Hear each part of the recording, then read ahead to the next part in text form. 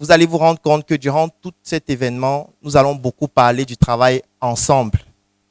C'est pour ça que partout, lorsque je vais présenter quelque chose, je vais toujours dire, c'est ensemble que nous l'avons fait.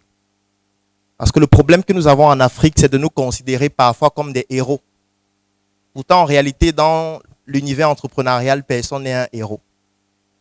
Le héros, c'est le fait d'être ensemble pour réaliser de grandes choses. Est-ce qu'il y a des entrepreneurs dans la salle?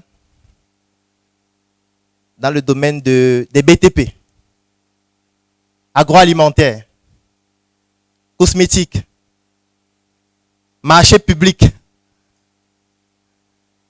Est-ce qu'il y a des personnes qui offrent des services, par exemple, dans le domaine de la comptabilité, services juridiques?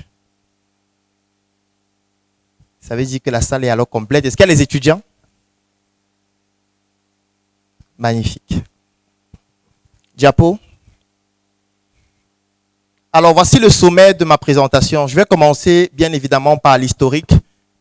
Parce que, étant donné que vous êtes pour la plupart nouveaux, c'est-à-dire que vous suivez nos événements pour la première fois, je vais lister les temps forts de Unibrain, c'est-à-dire des communautés que nous avons eu à développer jusqu'à arriver à la communauté Unibrain. Ensuite, nous allons parler des objectifs. Pourquoi est-ce que nous avons décidé de développer cette communauté, notamment les objectifs généraux et spécifiques. Ensuite, les réalisations. Quelles sont les réalisations d'Unibrain à ce jour? J'ai vraiment essayé de lister les plus importantes. Les challenges, parce que lorsqu'on parle de projet entrepreneurial, les challenges font partie de notre quotidien, surtout dans un environnement comme le nôtre, où en réalité, quand vous êtes entrepreneur, sur 100 nouvelles que vous recevez, 99 sont mauvaises. Et la seule bonne nouvelle, parfois, c'est le fait que vous avez un cousin dont sa femme vient d'accoucher. Et il faut contribuer. Parfois, c'est la seule bonne nouvelle. C'est-à-dire, vous devez toujours dépenser, même quand c'est une bonne nouvelle.